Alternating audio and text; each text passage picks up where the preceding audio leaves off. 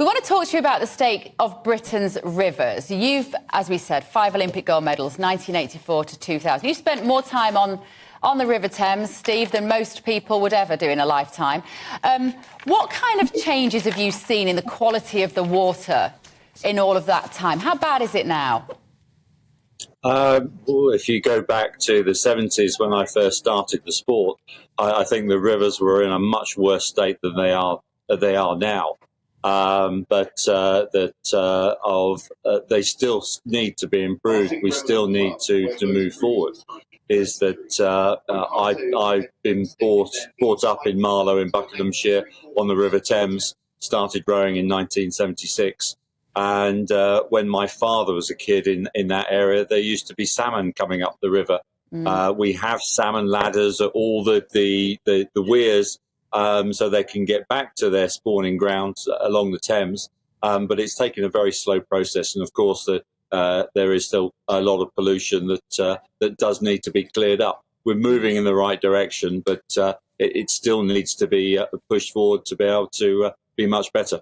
So you're part of a new campaign group, actually, aren't you? River Action UK. Is one of the problems as well that some of the water treatment plants need modernising? We need investment in our water system so that the rivers can remain clean, even on heavy rain days.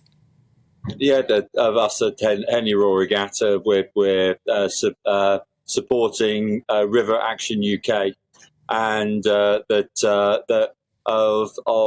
yes, there is investment needed. There is of processes that need to be put in place. That we need to push forward on these things to be able to create there. But actually, you do see a hell of a lot of good wildlife, of opportunities for swans, geese, fish, birds around the area that. And we do see quite a lot of swimmers, maybe during regatta time, a little bit too many that we would like when we're trying to run a regatta. But the water quality does need to improve. And so us at Henley Royal Regatta are pushing our weight behind of making sure that we can move forward to improve the quality water throughout the UK, but especially the Thames for us.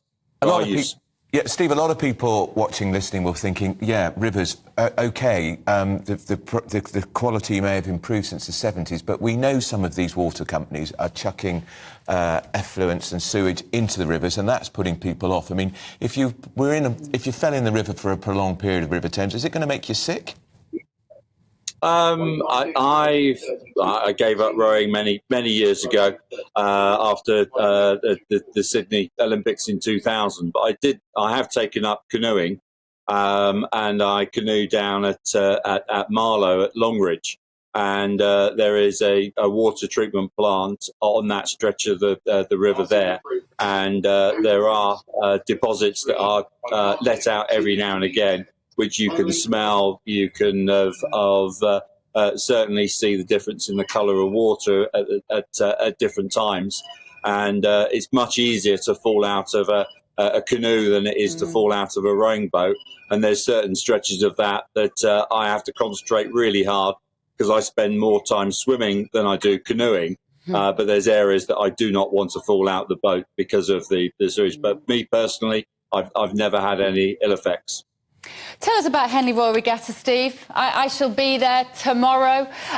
It's a huge event still on the sporting, but also the social calendar, isn't it? How many years has it been going for now? It must be one of the oldest events that we have in this country. 148 years, older than the FA Cup, older than Wimbledon, on an annual basis, apart from 2 world wars and 1 year of COVID. Amazing, amazing. What's the great appeal, do you think, Steve? Why has it got such an enduring popularity? The riverways are talking about. Riverways are so important in the UK that there are what used to be the transport system of the country of travelling goods around of the area. So all our big cities are on rivers, and that big universities tend to be in big cities and on rivers. So there is a very big tradition of rowing at university level. Wherever nowadays that there is a waterway in the UK that's rowable, a lake, a river, a canal, there is a rowing community. If you go back 184 years when the regatta started, Henley on Thames, the town itself, the business folk of Henley wanted to increase the popularity of the area and trying to bring revenue into the town. So they started the regatta. Then a few years later, the rowers took over control of it. And we were very lucky we were the last regatta before the end of school breakup and university breakup. And so when there was very difficult transport of moving boats around, is that take the colleges at Oxford and Cambridge, is that all the old traditional races along the river, one weekend would have their regatta. The colleges would come down and row, race on the Saturday, party on the Saturday evening. And then the only way to then move their boats to the next regatta was on the Sunday morning of rowing their boats to the next regatta.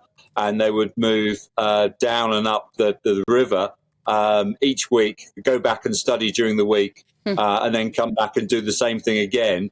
And then that would finish here at Henley. So my town of Marlow is the last regatta 2 weeks before Henley Royal Regatta. And so it sort of and Reading was the other side. So that combination. And so of being the chair and the organiser, we were positioned really well from that process. But the colour of the infrastructure, the celebration of the sport, we have the Stewards Enclosure, which is really a reunion centre in some ways of people that have rowed at the regatta. Schools, colleges, clubs, international have their opportunity of. So if you're going to celebrate the sport, this tends to be the week to celebrate. Yes, there's a lot of rowings. There's 6 days of racing, over 400 races, and it's a lot of fun, a lot of excitement, a lot of socialising. It's on the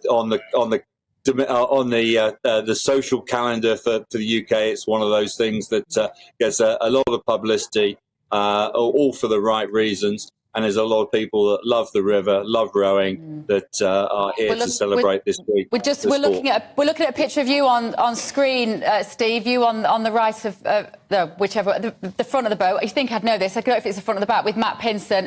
Probably several years ago now. Do you row this week? Do you take part in one of the veterans events? Veterans Henley's next weekend, and right. I won't be in that one. And I'm not fit enough, fast enough, and I've got my senses that I don't want to put myself through that pain anymore. I'm in my 60s now, so I think I've done my fair share, especially rowing up and down this stretch. Okay. But I did venture out. We do have celebration rows over the weekend of past winners.